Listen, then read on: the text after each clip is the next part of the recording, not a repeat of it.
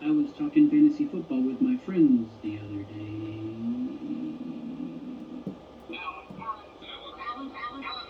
Bravo. November. Tango on. Football.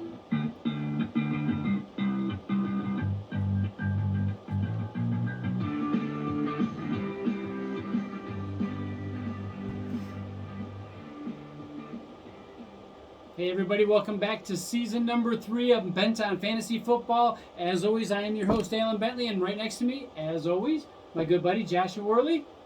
Hey everybody. All right. Hey, I want to let you guys know that we are going to have a new intro next week, so I know that one's kind of running its course and so on and so on. But we will have a new intro for you next week, and you're going to absolutely love it. Absolutely. Now, what we're going to do is what we do every single week. We are going to give ourselves a toast, but before we do that, Josh, what did you name your beer this week? My beer is Like and Subscribe. You know, we're really looking for those subscribers. We're looking to get up to that 1,000 subscriber count so we can come live to you guys with a live YouTube show. Yeah, and if you subscribe, we'll tell you exactly how many subscribers we have. Anyway. No, but seriously, smash that like, smash that subscribe down below, share our videos, tell others about us, and get the word around, and let's all have a party together. This week, I've got my name on my beer is Beers to the 2022 season. Almost messed that up. 2022 season. Can't come fast enough because, man, it's been a long time without football. It's been like, what, 2, 3, 4, 5, 10 months, 11 months, something like that? It's been a long time, hasn't it? It's been about 7, Alan. Yeah, that's what I said, 11. All right, so as usual, we want you guys to sit back, pop open a cold one, and enjoy the show. Oh, that was delicious. It's like 250 degrees in this room, so I have been dying to open up this beer. Oh, you and me both. We've got the condensation. I was licking the condensation off of the can a little while ago, just so I could get some moisture in my body. Yeah, he was. It was horrific. Hey, what I want to start out with this week is talking about our charity league. We've got a fantasy charity league, as most of you know. We need some people in it, though. Right now, we've got 6 spots available. If necessary, Josh and I will team up, and we'll take one of the teams. But we want to get you guys involved. For those that don't know what's going on with it, it will benefit cancer research. There is a few prizes at stake. You want to tell them? Yeah, absolutely. We're going to have a custom belt made for the first place winner. We are going to have shirts made too for the entire league. Yep. And what we're going to do is second and third place. We haven't decided exactly what the prize is going to be yet, but we're going to try to make it football related. Mm-hmm. But keep in mind, 100% of the proceeds and 100% of the entry fee go to the league, to cancer research. Alan and I don't get to pocket a penny of it. Yeah, I mean, that would be nice, but yeah, you know what? I think cancer research is much more important than my pocket. So I agree. And especially if we're on a team together, we have no chance of seeing any of those prizes anyway. We'll be arguing all the way up to the time that we have to put our lineup in, and then we'll be arguing so long we didn't get our lineup in, and it'll be Josh's fault. You know, if you do multiply 2 negative numbers, though, you do get a positive. So that's true. It might actually work out for us. It may. So we got a lot of things going on in the next few weeks. A lot of people are starting to draft their leagues for this season. Josh, you and I have a draft coming up soon. Yeah. I have 2 drafts back-to-back weekends right before the season starts, which is the way I love it. I always like to go right to the end. That way, any last-minute injuries or anything like that, don't have to worry about that hitting me from the blind side. And I will tell you this, too. It's going to be really tough over the next couple weeks when we talk about draft strategy and so forth. Mm-hmm. Because I don't want to give too much away, and I don't think Alan wants to give too much away. Alan has pick number 6 in our 12 team. I have pick number 7. So he's got me in the first round. On the wraparound, I got him. So I don't think either one of us is really going to show our cards too much. Yeah, we're going to talk about stuff, and I'll probably lie a lot, just so Josh doesn't know where I'm going to... How is that any different than any other year? It's not, but this time we're in a league together working. Anyway. Well, that's true. Anyway, so we definitely need some people for our charity league, so make sure you pass out the word. But drafts coming up, we will talk about the draft strategies, different draft strategies, and what you can do and what to know when you go into your draft, things like that in the coming weeks. We do have a few weeks before the season starts, so we'll we will jump on that a little bit. 4 weeks, I believe, isn't it? I believe so. It's Something like that. It's September 8th is the first game of the season. And then the first Sunday is September 11th. Right. So yeah, we're creeping up on it pretty quick. Absolutely. So we will be touching on that in the next couple of weeks. But this week we want to talk about wide receivers and their average draft position. So it's pretty interesting, some of the stuff that we dug up as we started looking at this, and that's why we decided to do our first show about this. Josh, you want to talk a little bit about what we have going on as far as Yeah, absolutely. Now, Alan and I were both looking at this, the overall ADP. We've been looking at it move for the last couple weeks, the last month, and so forth. Our minds are boggled at the overvaluation, in our opinions, on some of these wide receivers, especially with the clear level of depth that you have this year for wide receivers. I don't remember any other year where wide receivers were going as high as they were, or as in quantity as they were. You know. Yeah, usually, back in the day, you'd be looking at second, maybe early second round, but usually mid to late second round, third round before you're getting wide receivers. The times have changed. I think the running back by committee has had a lot to do with that, but also a lot of receivers stepping up this year, or the last few years actually. These numbers that receivers are putting up are almost unprecedented. You know, especially the last 2 years. Mm-hmm. So let's go into a couple of them. Let's start at the top, because the top three receivers that are out there, we want to talk about them because I think there's some relevance to where they're being drafted currently. Oh, definitely. Start us off, Josh, with Cooper Kupp. All right, so Cooper Kupp, and I'm going to pat myself on the back here real quick, because as many of you guys remember, I did actually predict Cooper Kupp as the number one overall receiver. Now it may have been because I was about 8-9 beers deep, but I did this at draft day last year for our league, and everybody thought I was nuts. But he was the number one overall wide receiver by a large margin, actually, by almost 100 points. Mm-hmm. He's going. I've seen him go as soon as number 2 overall. Where we're seeing him right now is right around the number 4 position. To me, that's too high. We both love Kupp, by the way. Yeah, absolutely. I just don't love him at number 4. I don't love him at number 4. I think you gotta go those premier running backs because it's. Well,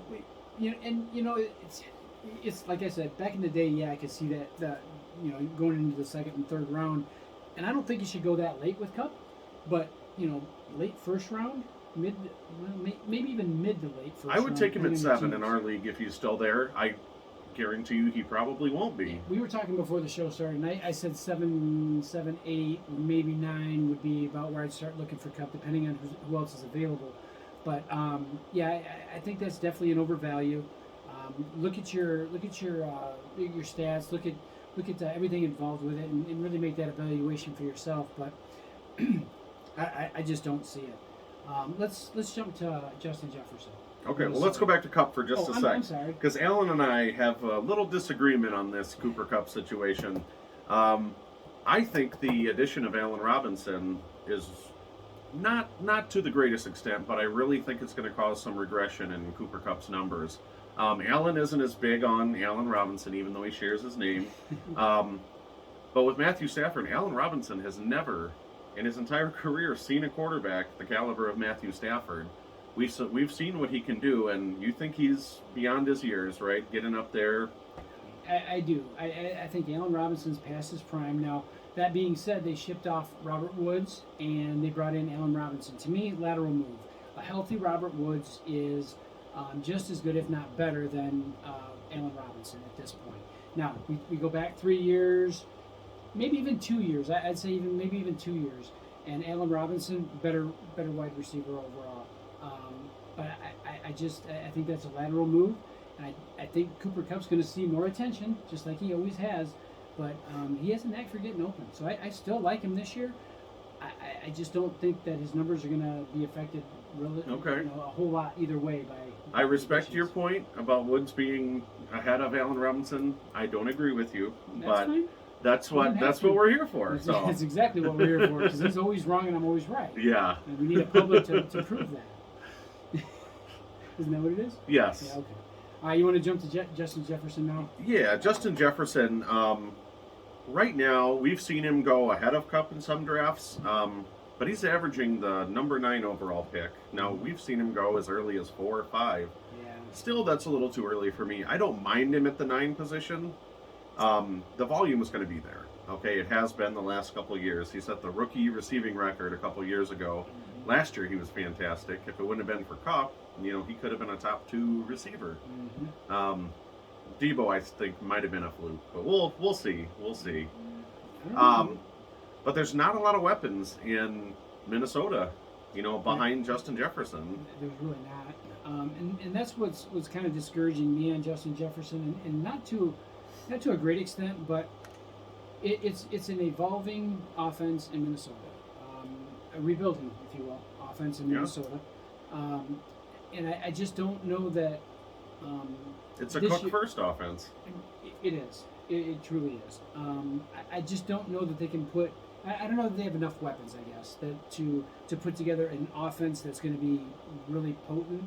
And in order for Justin Jefferson to be as big as everybody says he is at number 9, I think they'd have to be pretty darn potent. Yes. So I think it's a little bit high on Justin Jefferson also. I think probably early second round, depending on if you have 10 or 12 teams or where you're at. Probably early to mid second round would be a better place for him. Numbers wise, I think that's probably where he'll end up. Yeah, I agree. And we talked about this a little before the show. I actually like Justin Jefferson more than Cooper Kupp this year. And Alan's not going to like this, but it's because of who the Minnesota Vikings are playing. That division is just atrocious. Other than the Bears. Well, no, especially the Bears. You got the Bears, the Lions, the Packers. Their defenses suck. Mm-hmm. Okay, that's 6 games right there that Jefferson's going to thrive. Now, I know you don't like me saying that about your Bears. No, I don't.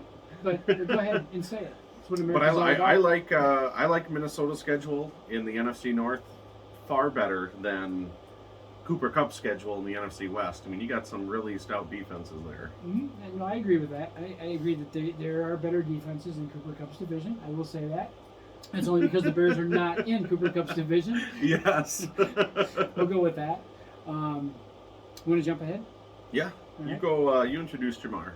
Okay, Jamar Chase. So, Josh and I talked about this before the show started, and we're both, Jamar Chase is just going to be a star. Period. I mean, there's no two ways about it. Unless injury comes along, or something unforeseen comes along, but he's got a great quarterback. He's got a great offensive scheme. He's got everything going for him. The only thing that would stop him would be an injury or himself. At number 11, I think he'd be a pretty good spot to pick him, to be honest with you. I know we talked about it before, and maybe a little high, but you know what?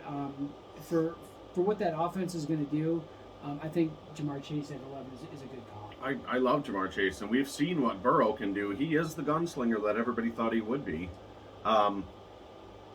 He's going to get the ball. Jamar Chase is a burner. That's his game. He's downfield. It's that deep ball, and Joe Burrow is excellent, accurate at that deep ball. Now, if Joe Burrow gets injured again, all bets are off on Jamar Chase. I mean, his value is just going to plummet. Right. And that's part of the, like we talked about the House of Cards last year with Dallas. That's kind of a same thing, a dependent thing with these two. One Absolutely, goes down, it is. one goes down and the other one suffers. Or they both suffer, actually. Yeah, because, one's injured, so I guess he really suffers, but both players suffer. Yes. Just different ways. All right.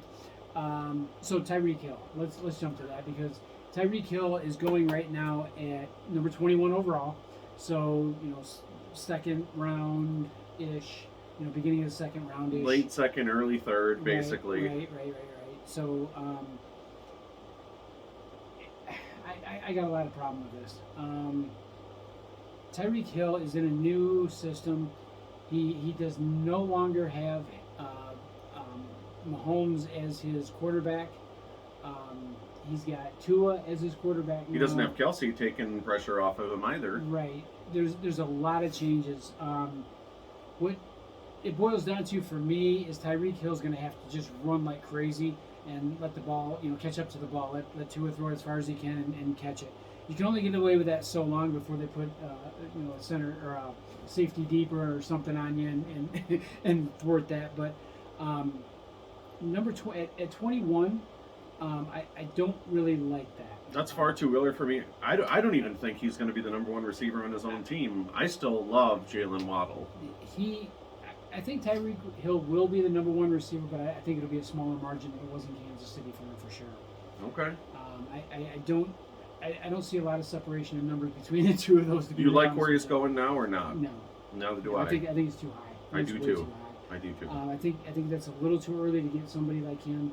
There's potential for huge plays, so if you're in a big play league, it might be a little bit more beneficial for you to go that early. But in your regular PPR league, I would say absolutely not. I drop him down probably a good 8 to 10 spots for Yeah. sure. Oh, absolutely. All right, so let's jump to AJ Brown, also on a new team. Okay. What do you think, Josh? I was very high on AJ Brown last year. Mhm. I love him this year. But you also have Devontae Smith. You know, you have pretty much another number one wide receiver. Now that may take a lot of the pressure off of him. They are opposite. You know, they're not completely opposite, different games. Devontae Smith's more of a burner, more of a deep threat. AJ Brown is more of a crisp route runner, and I think they can complement each other very well. I do like AJ Brown. I'm always hesitant when a wide receiver joins a new team. You know, we've seen that happen over the years. Jerry Rice, you know. Yeah, a lot of players over the years have switched teams. Jerry Rice being the one because he went to Oakland and had his little temper tantrum. I love Jerry Rice, by the way. Yeah. But he had his little temper tantrum and didn't get his reception and he broke his streak and blah blah blah. But yeah, going to a new team, tough for a receiver. You got a new playbook to learn. You've got to adjust to a different quarterback. There's a lot of variables there. He's at 28 overall right now. I think that's a little high. Maybe not too much though. Like you said, he's a crisp route runner, good receiver. He can take a hit like nobody's business. Maybe a little high for me. Maybe 30, early 30s, maybe somewhere. Yeah, you say he can take a hit, and he has, and he's suffered multiple injuries over the last couple of years, and that's a big worry for me too. I understand that, but he got back up. He did, and he got back on the field. Yes, he does get injured, but he had a fairly decent season last year. Not as good as everybody hoped for, but that's probably because of running back. I think he has a big upgrade at quarterback, which is only going to help him. Right. Yeah, I agree too. Let's jump to Michael Pittman, 38th overall. Good spot for Pittman or no? I love Pittman. You were high on him last year. Yep. I am extremely high on him this year. I think he's got a better quarterback in Matt Ryan. Mm-hmm. And I'll get into Matt Ryan, that situation here in just a little bit. But I think, the targets are there. You know, he had almost 150 targets last year. Mm-hmm. And his pass catching ability, his route running ability is amazing. You know, I think he has potential for a huge year. I would even say he could be a top 3 receiver this year. I would say that there's a potential for that. Again, we start talking about chemistry, and we start talking about new receivers, new quarterbacks, all this stuff. Matt Ryan, I like Matty Ice as a quarterback. I've said that for many years. Atlanta was not the place for him to be the last 7 years. I agree. Moving to Indy, I'm a little concerned on the play calling in Indy. How that's going to meet up with Matt Ryan. Maybe they'll change everything. I don't know what their game plan Well, they're going to be run heavy with They will. JT. Which they weren't for the last few years in Atlanta. Or, for that matter, in Indy, they've been run heavy, but they only not by choice, but by necessity. That's necessity, yeah. Necessity. But so how the chemistry breaks down is going to be how this ends up in my eyes. Being at 38, I don't think that's a bad spot because if Pittman does jive with Ryan, it's going to be amazing. They're going to do some great things there, especially when they've got a good solid backfield. They've got some secondary receivers that are good. So they've got a lot of things going for them. Pittman himself, his success is going to be dependent on Matt Ryan's success. I believe that too. Now, one thing I'm going to go back to Matt Ryan for a sec. We've seen over his career that you can have two receivers thrive in a Matt Ryan led offense. The reason I bring that up is because Michael Pittman, where we're looking at him third, fourth round. Harris Campbell, the number 2 receiver, is going 175th, right around there overall. He's being undrafted in many drafts, so that may be, a late waiver that you want to throw out there. Crapshoot, just throw a dart. I mean, it could actually work out. Good sleeper too. Absolutely good sleeper. Yeah. Okay. Let's jump to a guy that you wanted to talk about. I really want to talk about Brandon Cooks. Let me just preface this whole thing with just saying that Brandon Cooks was a solid wide receiver when he was in New Orleans. Okay. Mm-hmm. I picked him up. He ran all the way to almost the Super Bowl for me. Close, not quite. But in this day and age, Brandon Cooks hasn't had a whole lot of things going on for him, positive things going on for him the last few years. You tend to like Brandon Cooks a lot this year. Sell me on Brandon Cooks. I really, really like Brandon Cooks this year. This has more to do with Davis Mills than anything else. I'm a big, big believer in Davis Mills. Not as a fantasy quarterback, but a great game manager, for an NFL team. Now, Cooks was top 5 in targets last year. Okay. He didn't really put up top 5 numbers. I think there's a little growing pains there with Davis Mills. Between the intentions and what happened. Yeah, but you saw as the year went on, Davis Mills' accuracy got better.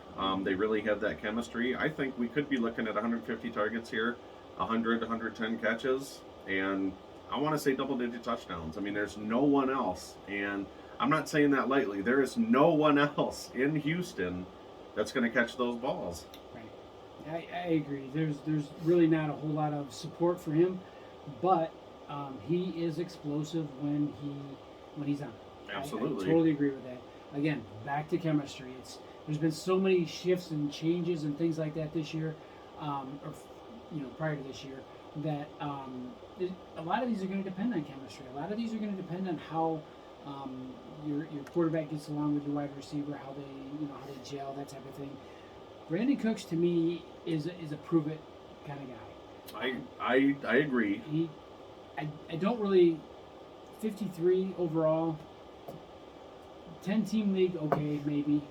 12-team league, probably not. You're looking probably farther back. Beginning of the 5th round. Yeah. So in a 12-team league, I'm looking back a little bit farther. Yeah, and I agree with you there. I'd probably start targeting him in the 6th. Yeah, but I do like him though. Yeah. Again, it's almost a prove it type of thing. I would probably, to be honest with you, I'm going to keep my eyes on him in the preseason and see what I can tell from that. I'm not going to tell you anymore because you're going to steal my ideas. I know you are. Well, you already know I'm in love with him, so don't. Whoa. Do we just have it on tape that you said? We have it on tape. I'm in love with Brandon Cooks this year. Wow. Kind of like you were Noah Fant last year. Noah Fant last year and Peyton Manning every year, even though every year. Playing. Yep. I mean, forget that. Anyway, moving on. Let's do the Denver situation first. The Denver situation. We have a situation in Denver. We do have a situation, and we've noticed a trend here. Russell Wilson is a new quarterback. We talked about it much between us two. Much like Matt Ryan, 2 receivers have really been able to strive in those Russell Wilson offenses. I mean, Lockett and Metcalf arguably could both be borderline wide receiver 1s when they were together. And he's got 2 stud receivers in Courtland Sutton and Jerry Jeudy. Mm-hmm. Personally, I like Jerry Jeudy better. I was high on him last year, and then what happened? He got injured. And I think you're a little higher on him this year too, aren't you? Yeah. I like him better this year with Russell Wilson there. Yeah, I think Judy's the big play guy, and huge upgrade at quarterback. You don't have Drew Lock, and who else was throwing to him? Oh yeah, nobody. Somebody from the practice squad that got brought up. Yeah. But what we've been noticing over the last couple of weeks, Courtland Sutton was a 4th to 5th round pick. Jerry Jeudy was a. Did I just invent a new name? Jerry Jeudy. But Jerry Jeudy was a 7th, 8th round pick. Now they're both in the 6th, 7th round within about 3 to 4 picks of one another. I'm gonna need you to stop being anti-Semitic. Oh my God. We're going to edit that out of the video, Alan. not. I want the whole world to know how he really is. But I think people are really starting to see Jerry Judy's big play making ability and how it could potentially translate into that Denver offense. I like Jerry Jeudy a lot too, but Russell Wilson, to me, I'm really stuck on Russell Wilson. I drafted him last year, as you know, in one of my leagues, and he didn't produce. He was great the first couple games, and then nothing. Well, yeah, he had a thumb thing going and all that. But my opinion, Russell Wilson is a run-first quarterback most of the time. And that's by his choice, not by play calling, I don't think, or maybe by necessity. But I think he's going to have a chance to throw the ball, and successfully. Yes, he had two really good wide receivers in Seattle. He had two really good ones. He got the ball to him.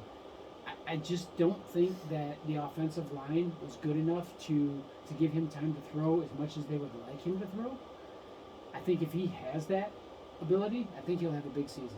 I think Denver's offensive line is a big improvement over Seattle's. It is. Yeah, absolutely. It is. And I'm not like totally against anything that's going on in Denver, but again, prove it to me, right?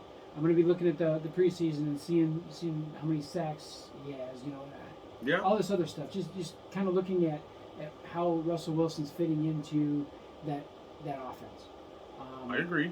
So, it's a wait and see, prove it to me type of thing, but I am kind of keeping Russell Wilson in the back of my mind as a sleeper for this year. Okay. And, of course, Jerry Jeudy and all the rest of the receiving core in Denver. Actually, I really like Russell Wilson as a sleeper this year, too, so you'll pick him 6th overall then, because you're one pick ahead of me, right? Where's Russell Wilson? I hope he really does that. That would be amazing. What's the ADP for Russell Wilson? Probably 412. You'll have to wait next year or next week to find out what the ADP for. Oh my God. Because that's what we're talking about next week. Yeah. So who's the next guy we want to talk about? All right. So we've gone through all the main ones that we wanted to. I know you wanted to touch base on this guy right here. Yeah, Allen Lazard. How about Allen Lazard? Oh, we didn't talk about Lazard, did we? Yeah. All right, let's talk Lazard. Let's talk Lizards. Yes, I'm high on Lazard this year. I don't think you are as high, are you? I'm not. Okay. Yeah. Again, another Allen that I don't know if I can. Really go-to guy for me. What about Josh Allen? Do you like him? Only because he has your name in it, though. Oh, that's true. Yes, the greatest player ever. Right. Now, Allen Lazard has never been a true number one. But Aaron Rodgers, it's Aaron Rodgers, okay? He's got the accuracy. He has the ability to make any receiver great, okay? Now, I know there's a lot of buzz about Christian Watson, rookie, Romeo Doubs, the rookie. Mm-hmm. I still think Allen Lazard's the true clear-cut number one. And even if he's not a wide receiver one, even if he's a borderline wide receiver two, where you're getting him in the draft, you're talking 10th, 11th round. Yeah, he's going 109 overall, so yeah, you're talking, what, 10th, 11th, yeah. 10th, 11th round, depending on how many teams you have in the league. So, Lazard, he's going to be good at times. He's going to be good in bunches. He's like, he's going to be like bananas. He's going to be good in bunches, but not individually, you know what I mean? So you eat a bunch of bananas? I only eat one at a time, and I think they're great. I eat a whole bunch. Okay, wow. Yeah. No cramps for you. Anyway, what I'm saying is I am high on Lazard only because he's going in the 10th, 11th round. I wouldn't touch him in the 5th, 6th, 7th round. No. Where he's at, not bad. Not a bad choice, I guess. I'm just... Okay, so Aaron Rodgers is going to bring out the true wide receiver in Lazard, okay?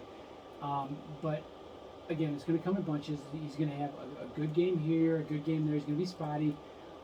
It's the way he's always been. Yeah. I'm curious to see if the NFL is going to ban ayahuasca or put that on the banned substances list. So far, it's not. Isn't that interesting? Yeah. Hallucinogen, not on the substance abuse list. No. Yeah. I wonder, is that stuff illegal? Just curious. Well, he did it in Peru, so I mean, I don't know if it's legal here, but just asking for a friend. Yeah.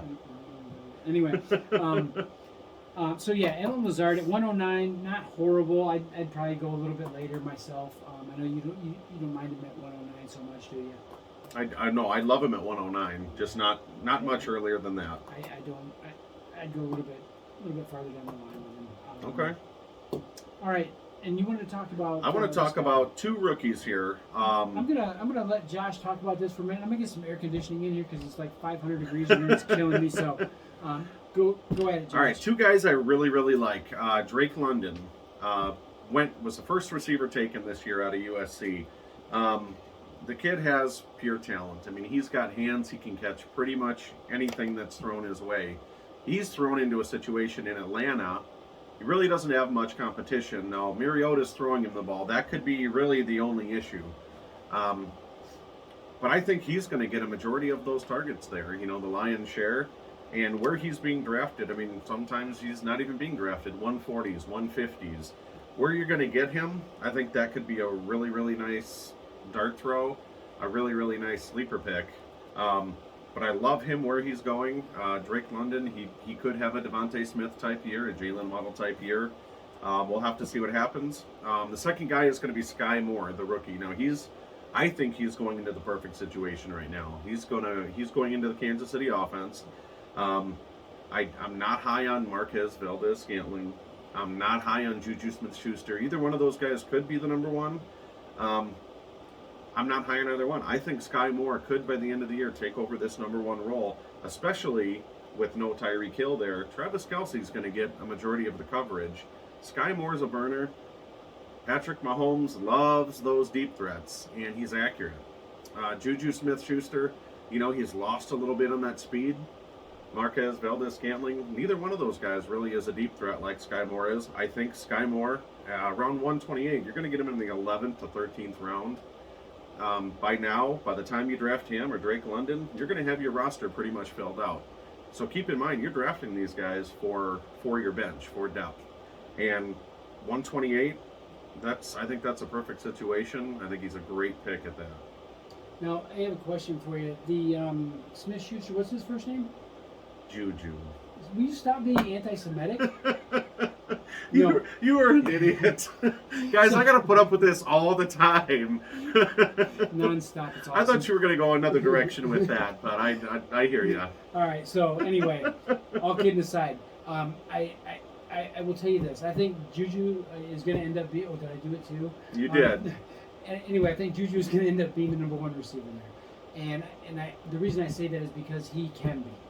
I don't know much about this guy, to be honest with you. I really don't know a whole lot about him. But Smith-Schuster does have the ability to be a number one receiver. Not a big-time number one receiver, mind you, but definitely he can lead the receiving corps. I agree, but he had the chance in Pittsburgh when Antonio Brown left, and he really crapped the bed. He did. He had that with a declining Ben Roethlisberger. He had that with losing their running back. Mason Rudolph. Yeah. I mean, losing their star running back, and then he comes in and he's expected to pick up some of that stuff. There's a lot of things going against him there. You say he's lost a step or two, perhaps. I don't doubt that, but he does run some crisp routes. If you look back at some of the films from when he had some of his big plays, they were short routes that he caught, and then it was run after the catch. I agree with you. I like Smith-Schuster better than Sky Moore, but let me ask you this. Is he worth 50, 60 picks ahead of Juju? That's what I'm saying, I don't think so. If they were even in ADP, I would love Juju Smith-Schuster over Sky, but for 50, 60 pick advantage, not even close. No, I tend to agree with that. Although where Schuster's being picked now, not horrible. Not a horrible spot for him. It's not, but you're pretty much banking on him being your wide receiver 3. And that's the only thing I don't like about drafting Juju Smith, where you're going to have to draft him to pick him up. I've said it many, many years. If you don't go out on a limb, you end up watching from the outside, looking in from the outside. Yeah. You got to go on a limb, and if I was going to go on a limb, to be honest with you, that's probably the one I would go on. Okay. To be honest with you. With Patrick Mahomes throwing the ball, the guy does a lot of amazing things, so he can make things happen too. Again, he's going to make Smith-Schuster better. All right, I'm going to put you on the spot here. 3 receivers that you hate this year, absolutely hate, that you won't touch with a 10-foot pole. Wow. See, you're just trying to prod me for draft information, aren't you? Anybody in a Bears jersey is at least one, probably more like four. Yeah. And I say that with a broken heart. That I won't touch completely. There's not many that I would completely rule out, to be honest with you. Okay. I can't say that there's anybody that I would say definitely no way on. There's running backs and quarterbacks I can list for you, but we'll talk about that next week. Okay. Well, let me give you my three real quick. And they're all out of the NFC. That Seattle situation is just atrocious.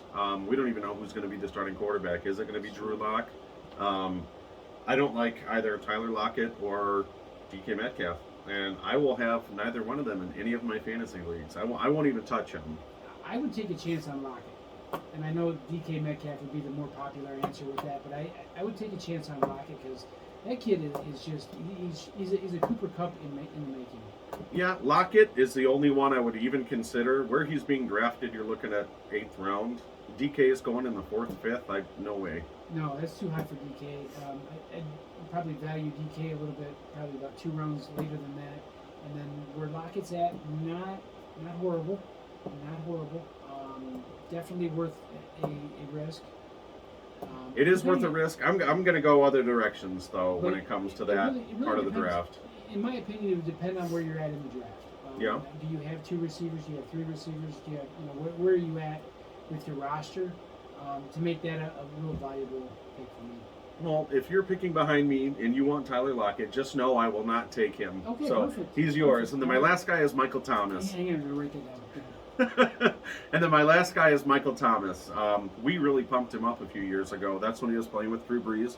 When he was the number 1 overall receiver, he had 100 points more than the next closest. I hate you sometimes. Michael Thomas, after that injury, is not the same receiver. Who knows what's going to happen? Jameis Winston, I don't like Jameis Winston. He's not a Drew Brees. He's not going to make Michael Thomas any better. You got Chris Olave, the rookie, coming in, who is, I think, could be the number 1 receiver in that offense. But Michael Thomas, I'm not going to touch him. In looking at that, or even you mentioned that name, actually he is one that I would have mentioned had I thought of it. Okay. That I wouldn't touch because I don't like him either. He's 2 seasons out. He doesn't have a star quarterback anymore. There's nothing going in his direction. If he comes back and has a phenomenal season, I would be stunned.